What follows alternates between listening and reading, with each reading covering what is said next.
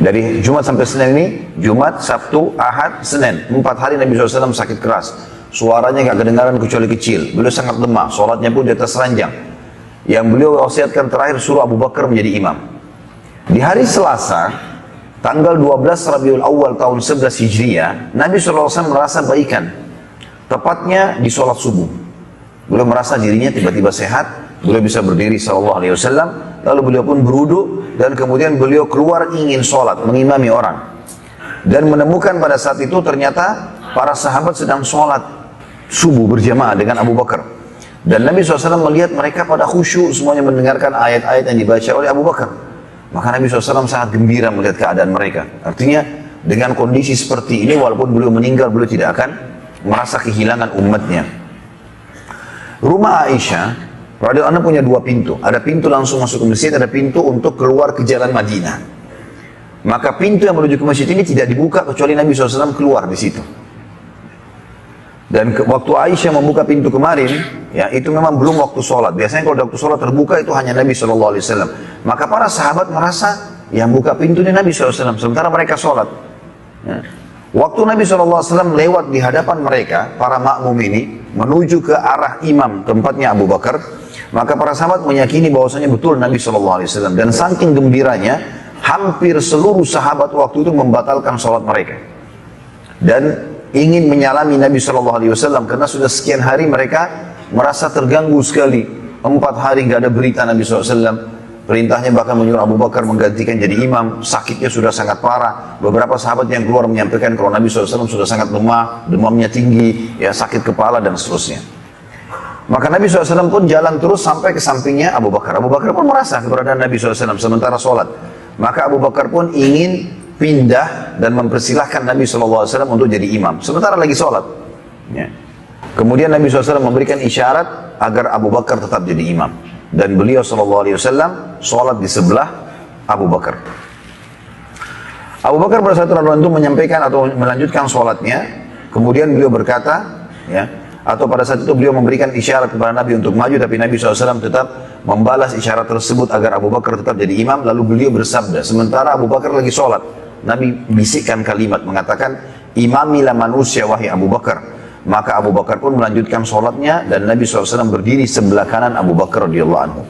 Dan ini menandakan teman-teman sekalian, boleh kita mengingatkan orang yang sedang sholat dengan kalimat, ya, maaf kiblatnya ke kanan sedikit, ya.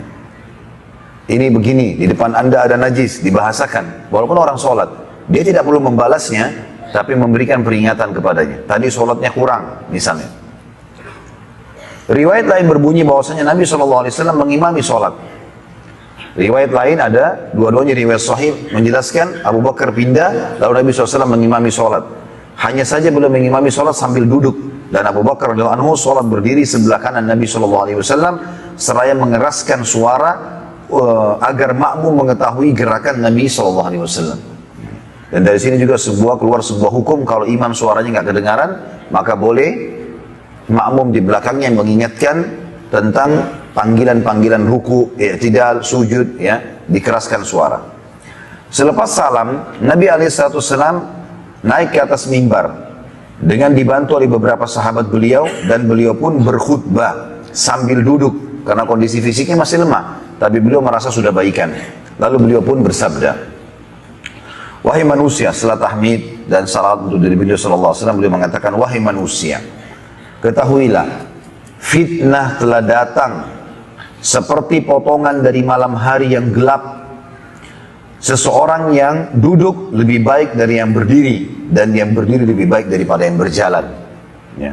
Artinya setelah aku meninggal nanti ini akan banyak masalah-masalah kalian hadapi. Maka kalau lagi tersebar fitnah, maka ketahuilah yang duduk, yang tidak ikut-ikutan lebih baik daripada yang berdiri, dan yang berdiri lebih baik daripada yang berjalan. Artinya makin tidak terlibat makin baik. Nah, tentu di sini, ya, sebagian ulama menghubungkan ini dengan kasus yang terjadi di antara para sahabat. Ya. Ingatlah, jangan kalian memujiku melampaui batas setelah aku meninggal nanti. Sebagaimana Nasara atau Nasrani, orang-orang Kristen, memuji Isa putra Maryam.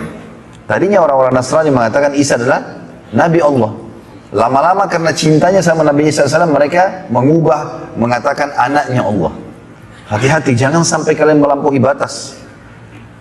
Dan jangan pernah jadikan kuburanku sebagai hari raya, dikunjungi dan merayakan sesuatu di kuburanku. Sesungguhnya Allah melaknat siapapun yang menjadikan kuburan Nabi mereka sebagai hari raya. Ya, untuk melakukan ibadah-ibadah ritual khusus di situ, dilarang oleh Nabi SAW. Dan ini kalau berlaku pada kuburan Nabi SAW tidak boleh, apalagi kuburan orang lain. Ya. Berarti kuburan orang lain lebih layak untuk tidak boleh dirayakan seperti hari raya. Hari raya kan orang gembira, orang berbagi-bagi, orang berbicara, orang memuji Allah. Maka itu semua masuk dalam rangkaian ini. Jangan kalian jadikan itu. Makanya setelah Nabi SAW meninggal, sampai zaman Khulafaur Rasyidin, Umayyah, Abbasiyah, ya, sampai akhir-akhir pun, atau di beberapa tahun di masa kejayaan Utsmaniyah pun, kuburan Nabi SAW selalu tidak dilakukan atau tidak dijadikan ritual-ritual khusus ini. Ya. Dan ini pelajaran bagi kita semua. Lalu kata Nabi SAW, tidak boleh ada dua agama di Jazirah Arab. Yang boleh hanya ada Islam. Nggak boleh lagi. Agama apapun masuk, perangi, keluarkan dari Jazirah Arab. Ya. Nabi SAW lalu mewasiatkan agar muslimin menjaga sholat mereka. Selain beliau bersabda, ingatlah perbedaan dasar antara Islam dengan yang lainnya adalah sholat. Jagalah sholat kalian.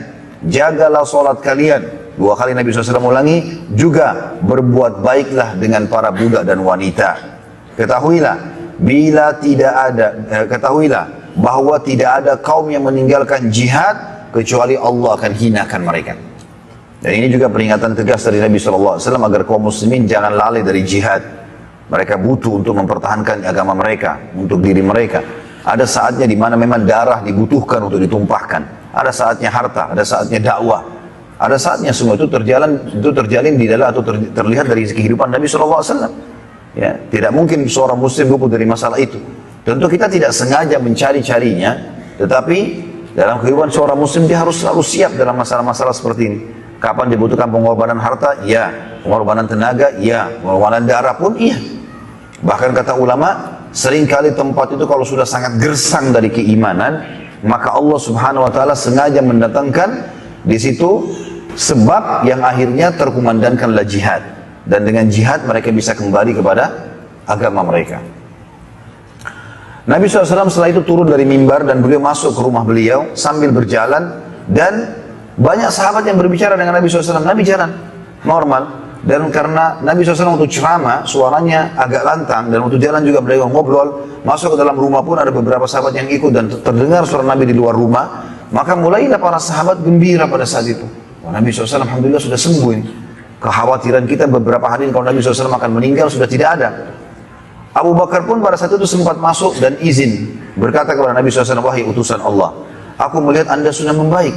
Dan aku sudah 3 hari ini, atau 4 hari tepatnya, dari Jumat sampai Senin mengimami sholat, aku sama sekali tidak melihat kondisi kebunku. Bisakah aku minta izin ya Rasulullah?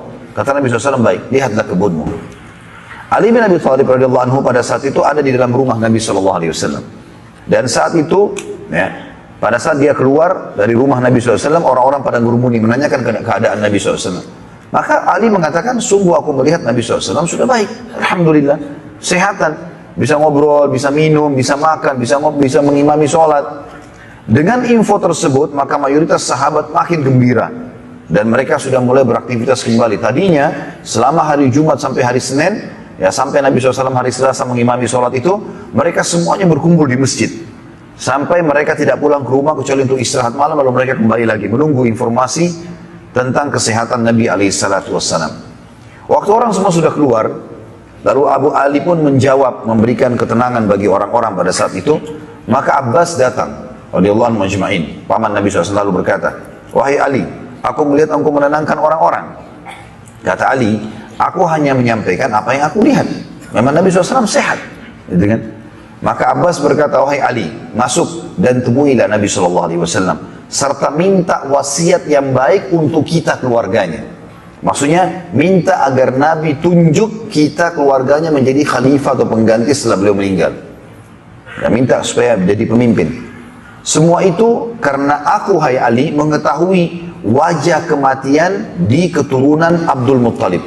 Dan aku melihat dari wajah Nabi SAW tanda-tanda kematian itu. Maka Ali lalu mengatakan, wahai paman, kira-kira bila aku minta atau kita minta khalifah dari Nabi SAW